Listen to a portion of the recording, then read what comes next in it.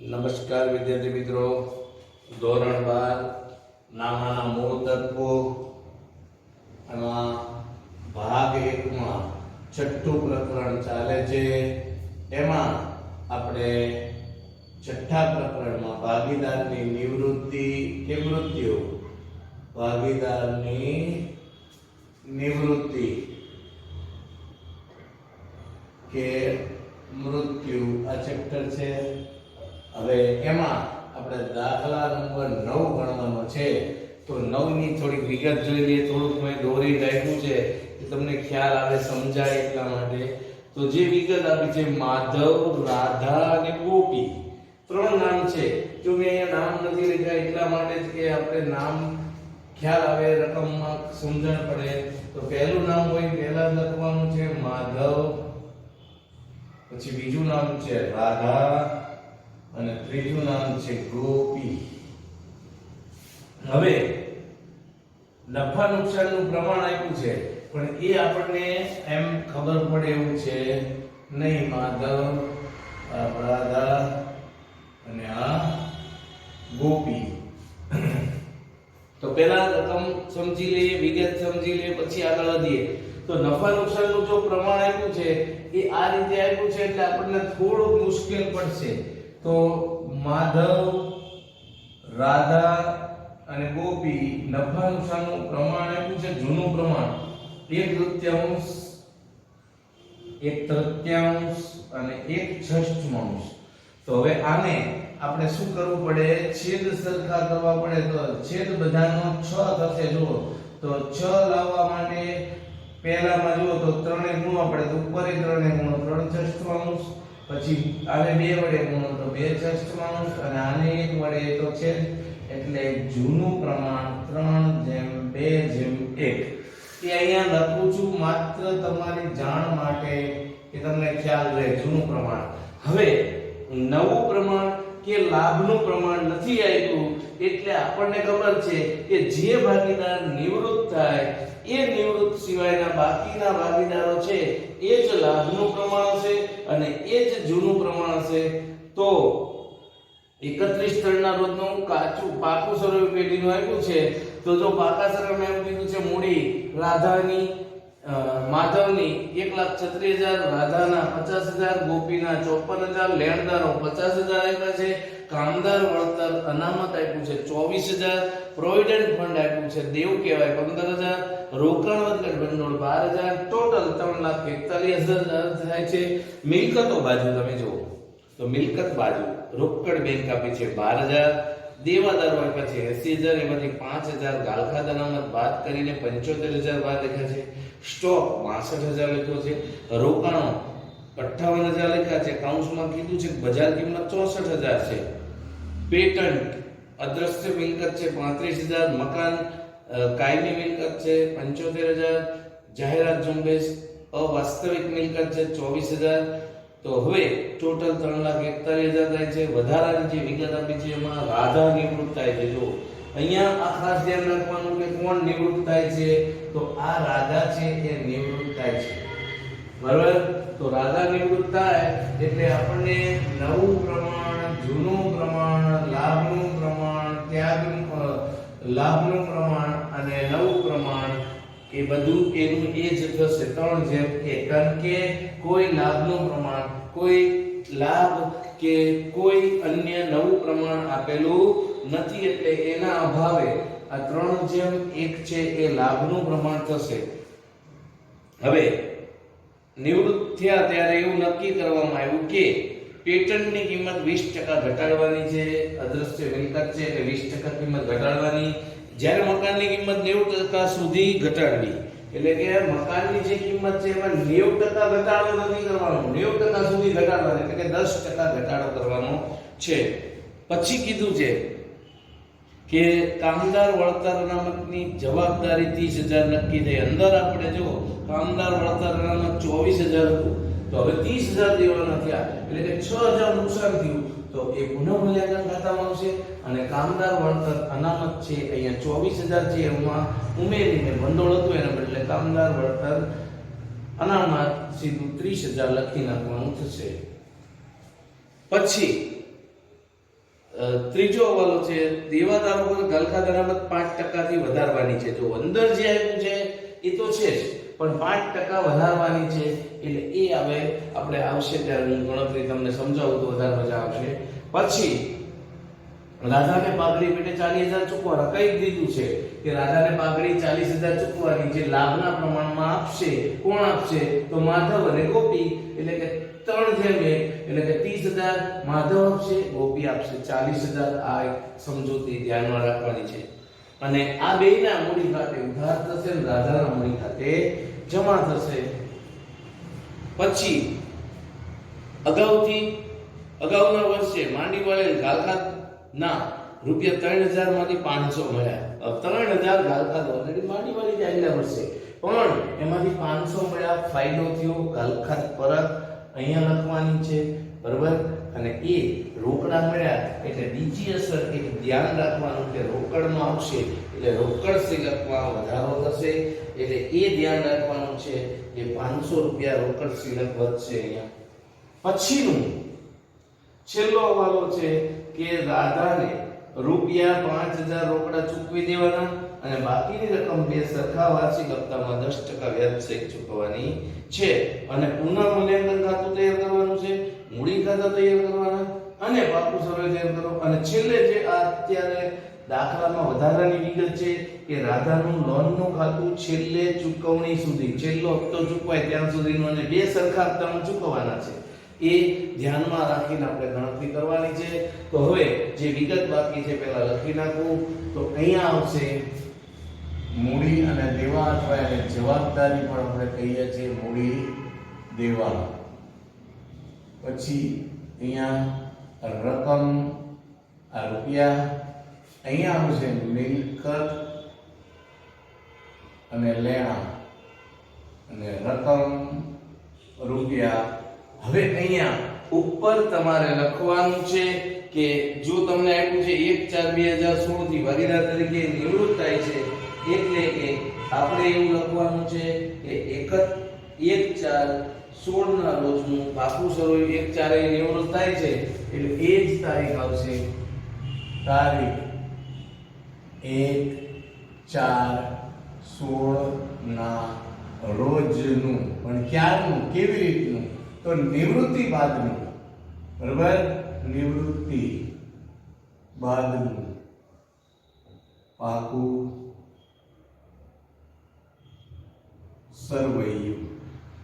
આ ખાસ ધ્યાન રાખવાનું આ વિગત લખવામાં કે આમાં ભૂલ ન થાય, બાકી કઈ વાંધો આવશે નહીં. હવે આપણે ફટાફટ ઝડપથી બધી વિગતો કેવી રીતે લખવાની છે એ જોઈ લઈએ. પણ એ સાથે એક છેલ્લું ખાતું છે એ પછી બનાવવાનું છે, પણ અત્યારે એની વિગત લખી નાખીએ. તારીખ ખાતું છે, અહીં ઉધાર, અહીંયા વિગત, અહીંયા નોંધ વહી પાના નંબર, રકમ રૂપિયા, તારીખ, વિગત, અહીંયા નોંધ વહી પાના નંબર અને રકમ રૂપિયા અને અહીંયા જમા. અને અહીંયા લખવાનું છે કોણ નિવૃત્ત થાય છે? તો રાધા. તો રાધાની લોનનું ખાતું, રાધાની લોનનું ખાતું. તો આ રીતે જે વિગત આપી છે એ વિગત હવે જોઈએ, આગળ વધીએ. તો હવે સૌપ્રથમ પહેલા આપણે શું કરીએ છીએ? બાકી લખી નાખીએ છીએ. તો ત્રણેયના મૂડી ખાતાની બાકી લખો, જમા બાજુ આવશે બાકી, આગળ લાવ્યા. હવે એમાં 1,36,000, 1,36,000, પછી 50,000 અને 54,000. હવે આટલી વિગત લખ્યા પછી રોકડ ખાતાની, બેંક ખાતાની બાકી લખવાની છે. તો રોકડ બેંકની બાકી આપી છે પહેલી જ 12,000 અને એની ઉધાર બાકી હોય તો બાકી, આગળ લાવ્યા 12,000. હવે અહીંયા કોઈ ખાતું બી બાકી હવે રહે નહીં, તો હવે આપણે જે હવાલા આપ્યા છે એ જોઈ લઈએ એટલે ખ્યાલ આવશે. તો પહેલા હવાલામાં એવું કીધું છે પેટન્ટની કિંમત 20% ઘટાડવાની છે. તો અંદર પેટન્ટ આપી છે 35,000, તો એના 20% લખો. 20% ગણો, મોઢે થઈ જાય પાંચમો ભાગ. કોઈ પણ રકમના 20% કરવાના હોય તો તમારે યાદ રાખવાનું કે પાંચમો ભાગ કરો એટલે 35 ભાગ્યા 5 કરો તો 7,000 થશે. 7,000 ઘટે એટલે નુકસાન થયું 35,000 ના 28,000 થઈ ગયા. તો નુકસાન છે એટલે પુનઃમૂલ્યાંકન ખાતાની ઉધાર બાજુ આ પેટન્ટ ખાતે 7,000 જે નુકસાન થયું છે એ જ લખવાનું છે. ફરીથી પેટન્ટની કિંમત 20% ઘટાડવાની છે. 35,000 આવ્યા છે તો એ 35,000 ના 20% કરો તોય 7,000 આવશે. એ 7,000 બાદ કરી લખવાના અને એ 7,000 નુકસાન છે તે પુનઃમૂલ્યાંકન ખાતાની ઉધાર બાજુ લખવાના. પછી મકાનની કિંમત 90% સુધી ઘટાડવાની છે. અંદર મકાન આપ્યું છે 75,000, તો મકાનમાં 10% ઘટાડવાના થાય. 90% સુધી ઘટાડો એટલે તો મકાન 75,000 ના 10% કરો તો 7,500 થશે. એટલે એ 7,500 બાદ કરીએ તો 75,000 માંથી 7,500 જાય તો 67,500 રહેશે. એ પણ નુકસાન છે. તો અહીંયા લખો નુકસાન છે તે મકાન ખાતે અહીંયા 7,500 75,000 ના 10%. પછીનો હવાલો બીજો છે કામદાર વળતર અનામતની જવાબદારી 30,000 નક્કી થઈ. તો અહીંયા કામદાર વળતર અનામત આપણને ભંડોળ આપ્યું છે 24,000, તો એ 30,000 કરવાનું છે તે 6,000 ઘટાડો થયો. આમ વધારો થયો કે આપણી પાસે 30,000 દેવાના છે પણ આપણી પાસે કેટલા છે 24,000 એટલે 6,000 નું નુકસાન થયું. વળતર અનામત અહીંયા 30,000 તો 6,000 જે વધારાનું નુકસાન થયું એ અહીંયા લખવાનું છે. કામદાર વળતર અનામત 6,000. આ રીતે તમારે ગણતરી કરતા જવાનું એટલે ક્યાંય કોઈ જગ્યાએ મુશ્કેલી પડશે નહીં. પછી આગળ આપ્યું છે કે દેવાદારો પર ગાલખાત અનામત 5% વધારવાની છે. તો ઓલરેડી જે ગાલખાત અનામત ગણેલી છે એ સિવાય 5% અનામત વધારવાની છે. તો ટોટલ આપણને 80,000 આપી છે. જો અહીં દેવાદારો આપ્યા છે આપણને 80,000, તો આ 80,000 માં 5,000 ગાલખાત અનામત તો ગણેલી જ છે પણ આપણને એમ કીધું છે કે 5% વધારવાની છે. તો માઈનસ ગાલખાત અનામત તો એ 9,000 જાય એટલે અહીંયા આવશે 71,000. તો આ 4,000 જે વધારાની ગાલખાત અનામત થઈ એ નુકસાન કહેવાય. તો અહીંયા લખો પુનઃમૂલ્યાંકન ખાતાની ઉધાર બાજુ ગાલખાત અનામત ખાતે 4,000. 5,000 તો ઓલરેડી લખાઈ ગઈ હતી કે વધારાની છે એ જ લખવાની છે. પછીનો હવાલો છે કે રાધાને પાઘડી પેટે 40,000 આપવાના છે. તો મેં હમણાં તમને કીધું એ લાભના પ્રમાણમાં આપવાના થાય તો 40,000 રાધાના ખાતે જમા કરવાના છે પણ ઉધારવાના ખાતે 3:1 મુજબ કહીએ તો 30,000 છે માધવના મૂડી ખાતે ઉધાર. આમનો જો આ રીતે થશે. અહીંયા હું લખું છું, ખાસ ખ્યાલ રાખજો. માધવના મૂડી ખાતે ઉધાર આ 30,000. પછી ગોપીના મૂડી ખાતે ઉધાર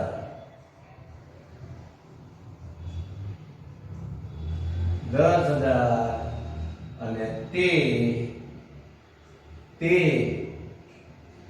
રાધાના મૂડી ખાતે જમા થશે, રાધાના મૂડી ખાતે જમા, અહીંયા 40,000 એના મૂડી ખાતામાં જમા થશે. એટલે હવે એની અહીંયા કતરણી કરવાની છે. તો જો માધવના મૂડી ખાતે ઉધાર, તો અહીંયા લખવાનું છે રાધાના મૂડી ખાતે.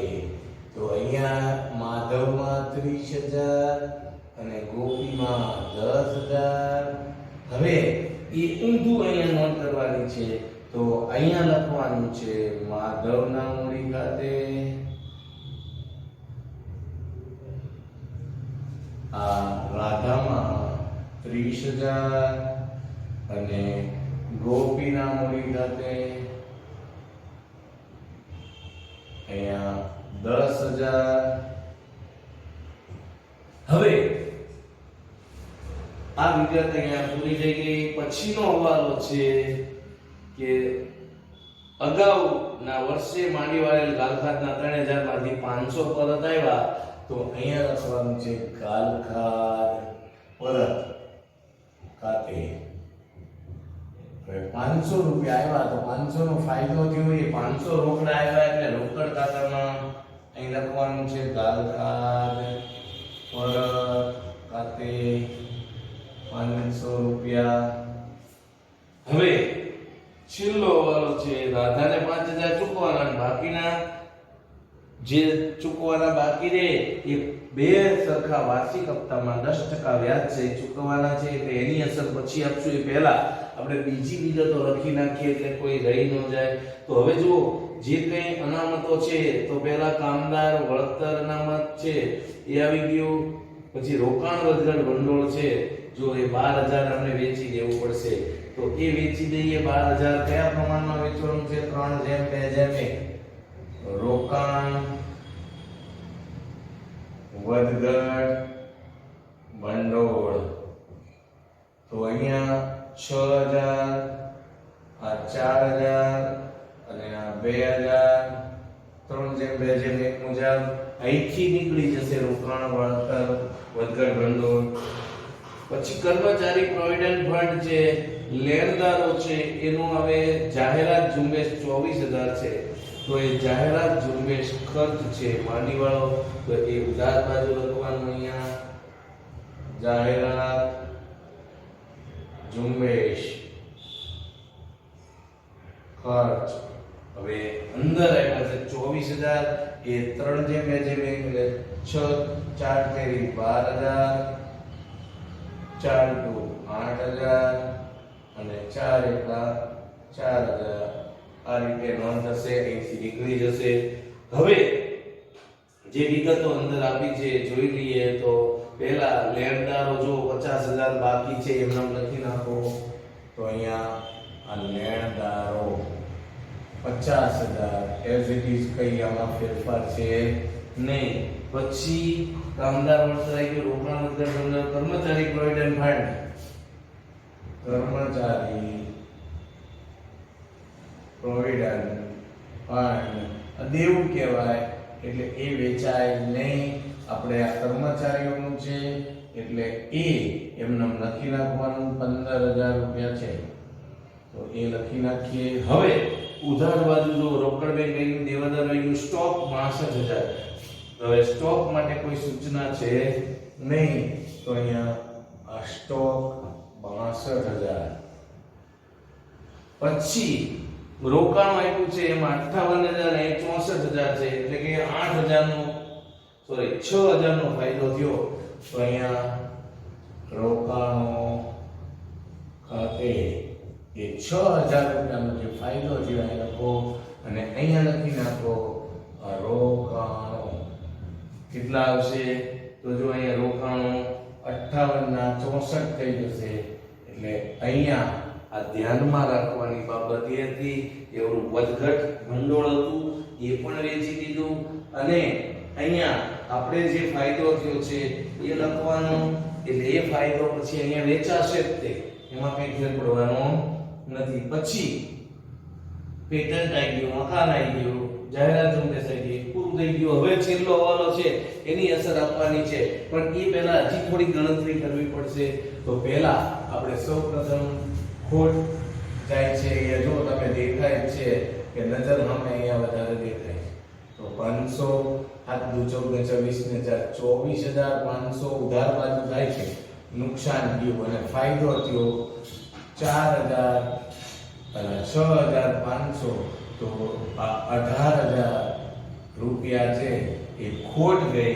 તો એ 18000 રૂપિયા જે ખોટ ગઈ છે એ 18000 રૂપિયા ખોટ આપણે 3:2:1 ના પ્રમાણમાં લખવાનું છે. અને મૂડી ખાતે આવશે અહીંયા મૂડી ખાતે, એમાં ત્રણેયના નામ સાથે લખવાનું છે. માધવ, રાધા અને ગોપી.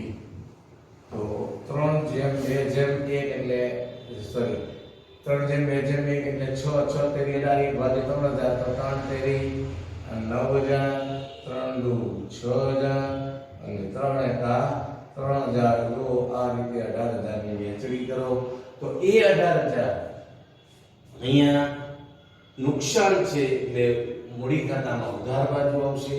અહીંયા લખવાનું છે પુનઃ મૂલ્યાંકન ખાતે 9000, 6000 અને 3000. હવે જે છેલ્લો હવાલો જે આપણે બાકી રાખ્યો છે એ છેલ્લા હવાલામાં જો એવું કીધું છે કે 5000 રૂપિયા રાધાને રોકડા ચૂકવી દેવાના, બાકીની રકમ છે બાકી રાખવાની. તો પહેલા રાધાને ચૂકવવાની રકમ નક્કી કરીએ. તો જે રાધાને ચૂકવવાની રકમ છે એ નક્કી કરીએ. તો જો રાધામાં સરવાળો થાય છે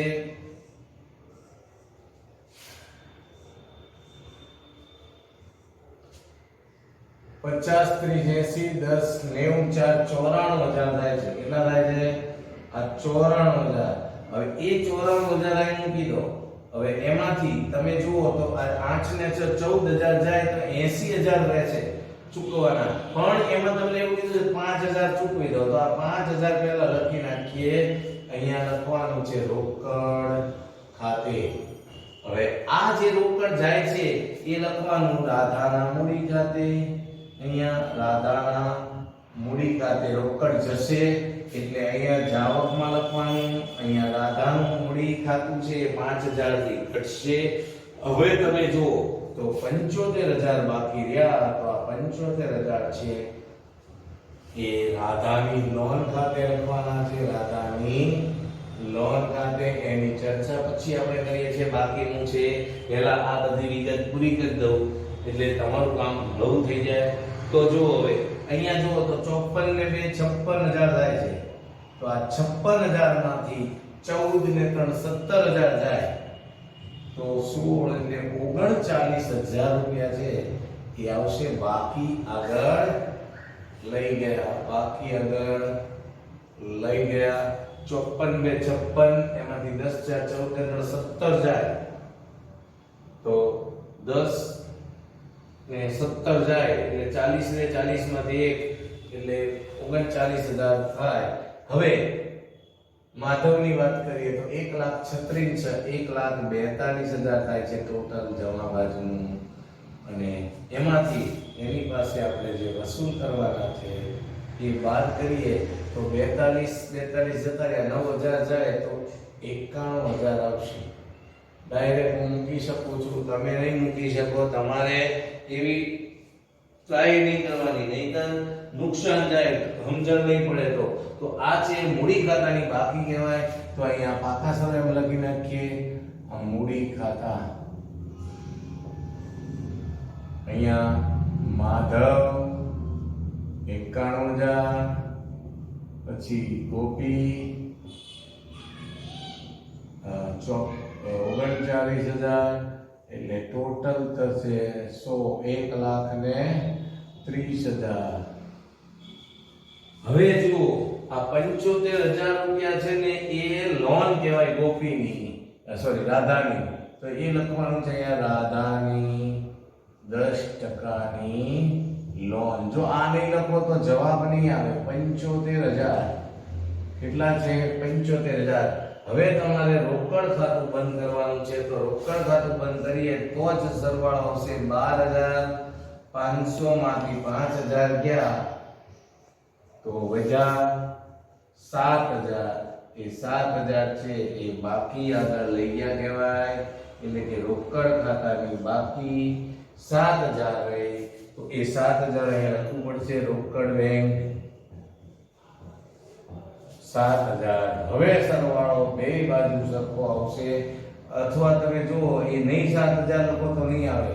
0 0 0 0 0 5 ને 5 10 ની 0 વધી 1 10 ને 8 18 ને 19 ને 20 ની 0 વધી 2 2 ને 1 3 લાખ રૂપિયા આવે છે. અહીંયા એટલા આવી જવા જોઈએ તો આપણો સાચો છે જવાબ એવું થશે. સોરી, જો અહીંયા 7500 આવશે એટલે જો 500 નો તરત ડિફરન્સ આવ્યો ખબર પડી જવી જોઈએ. તો અહીંયા 7500 એટલે પહેલો આપણો જ નહોતો આવતો એટલે 3 5 ને 10 ની 0 વધી 15 100 17 2 19 4 23 7 30 0 3 3 ને 5 ને 6 11 ને 7 18 ને 6 24 30 3 લાખ આવી ગયો. બે બાજુ સરવાળો સરખો. હવે જે તમને છેલ્લા હવાલામાં બીજી વિગત આપી છે કે રાધાની લોનનું ખાતું તમારે જ્યાં સુધી છેલ્લો હપ્તો ન ચૂકવાય ત્યાં સુધી અને 2 હપ્તામાં લખવાની છે. તો જો 1 4 16 અહીંયા શું લખવાનું છે? રાધાના મૂડી ખાતે. આ ક્યાંથી લાવ્યા? રાધાના આ મૂડી ખાતે 75000. હવે આ 75000 વિથ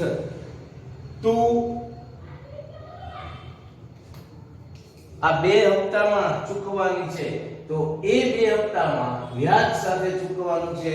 તો એ 75000 ના પહેલા 2 હપ્તા કરો તો પહેલા પહેલી લોન 1/4/16 લીધી છે, ક્યારે ચૂકવાશે? તો 31/3/17 જો તમે પહેલું વર્ષ પૂરું થાય તો એ વખતે આપણે પહેલા વ્યાજ ચૂકવવું પડશે. તો વ્યાજ ખાતે કેટલા ચૂકવશે? તો 75000 ના 10% ગણો તો 7500. તો હવે એ હપ્તો કેટલો હશે? તો 31/3/17.